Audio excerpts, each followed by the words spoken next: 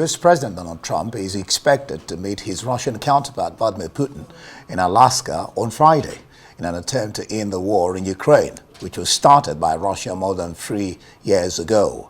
Here is what we know about the summit, which Ukrainian President Volodymyr Zelensky and European leaders fear could lead to an unfavorable outcome for Kyiv.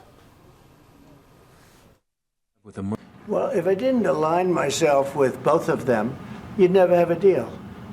You want me to say really terrible things about Putin and then say, "Hi, Vladimir, how are we doing on the deal?" That doesn't work that way. I'm not aligned with Putin. I'm not aligned with anybody. I'm aligned with the United States of America. And for the good of the world, I'm aligned with the world. And I want to get this thing over with. You see the hatred he's got for Putin. It's very tough for me to make a deal with that kind of hate. He's got tremendous hatred. And I understand that, but I can tell you the other side isn't exactly in love with, him either. So it's not a question of alignment. I'm aligned with the world. I want to get the thing set. I'm aligned with Europe. I want to see if we can get this thing done. You want me to be tough? I could be tougher than any human being you've ever seen. I'd be so tough. But you're never going to get a deal that way. So that's the way it goes. He occupied our parts, big parts of Ukraine, part of East and Crimea. So he occupied it on 2014. So during a lot of years, so I'm not speaking about just Biden, but those time was Obama, then President Obama, then President Trump, then President Biden, now the President Trump, and God bless, now President Trump will stop him. But during 2014, nobody stopped him. He just occupied and took. He killed people. You know what the contact 2015. 2014. 2014 and 2015. 2014. Yeah. So I was not here. Yeah, but that's exactly right. Yes, but during 2014 till 2022, the situation the same. The people have been dying on the contact line. Nobody stopped him.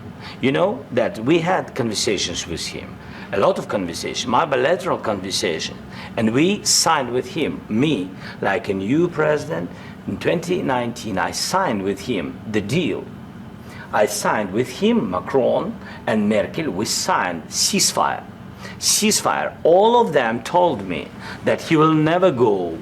We signed with him with gas contract. Yes, but after that, he broken this ceasefire. He killed our people and he didn't exchange prisoners. We signed the exchange of prisoners, but he didn't do it. Well, for more on this, I'm joined now on the line from London by international affairs analyst Dr. Marek Laskiewicz. Marek, glad to have you join us on the world. Fantastic. Trump says Putin wants to get it done, hinting of a second meeting with Zelensky.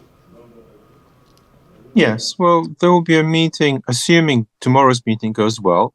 Then yes, there would be a meeting with Zelensky or with President Donald Trump. And meanwhile, President Zelensky is meeting with the Prime Minister in Great Britain to basically make sure that as many people support him as possible. And Sir Keir Starmer has, of course, done just that. Yeah, and Keir, now you talked about Keir, let's just talk about him immediately. He says he believes there's a viable chance of a ceasefire between both countries, but talks about the need for territorial integrity. It must be protected, and international borders must not be changed by force. Well, the two are mutually contradictory. Russia has no interest in a ceasefire, which does not guarantee its territory that it has seized, and therefore no ceasefire will take place. And also, Sir Keir Starmer and the President Zelensky have reiterated they want the frontier pre-2014 back, and which Russia is not prepared to do. And Russia, for its part, of course, would like to conquer the whole of Ukraine. And so it's very hard to see quite what the meeting here with Sir Keir Starmer and President Zelensky will achieve, except to reiterate what's been said for the past 3.5 years. Trump is indicating that no deal without Zelensky. He's indicating this ahead of Friday's meeting. What do you make of that? Yes, well, Donald Trump has never stated that a peace treaty would not involve Ukraine. What he has said is, and he believes in his deal-making powers, if he meets President Putin one-on-one, which is what the Russians want as well, then he may be able to find a deal which is acceptable to the Russians, which he then puts to the Ukrainians, and also then Ukraine can negotiate directly with Putin, with or without him, as he puts it. The point here is that tomorrow's meeting is basically to see if Russia has any negotiating flexibility at all. That's what it boils down to.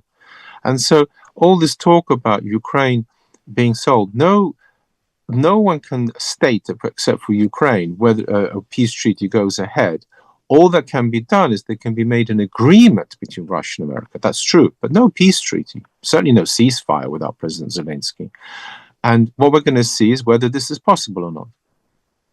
Well, on his part, Putin is praising what he calls sincere efforts from U.S. to end the war. The question really, if U.S. is showing sincere efforts to end this war, what about Putin? Well, Putin has presumably, and this is what it boils down to, some negotiating flexibility. If that exists, then some sort of proposal may be made to President Zelensky. As things stand, Putin has asserted that his peace treaty would be that he keeps the parts he has conquered of Ukraine and more besides, which he has asserted are really part of Russia, and therefore has made a peace treaty possible in the sense he said he doesn't want the whole of Ukraine, but this would suffice. However, this does not meet at all what President Zelensky wants, and therefore this point of negotiating, which President Putin has stated up till now, it remains to be seen whether he's flexible about this. This is what President Donald Trump is saying, because if President Donald Trump is to make a success of it, then President Putin cannot stay with this proposition that he has made, and that therefore what President Donald Trump will do tomorrow is see if it is possible or not. I believe that there will possibly be some flexibility for the Russian president's side, because if he shows it, then it'll be up to President Zelensky then to make some compromises. And here, it is just as unlikely as that President Zelensky will easily agree to anything, as President Putin has up to now been hard to agree to anything.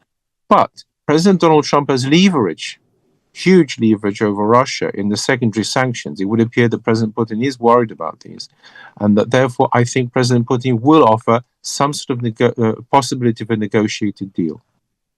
In all this, we're still dealing with the question of ZOPA, ZOPA, zone of possible agreement.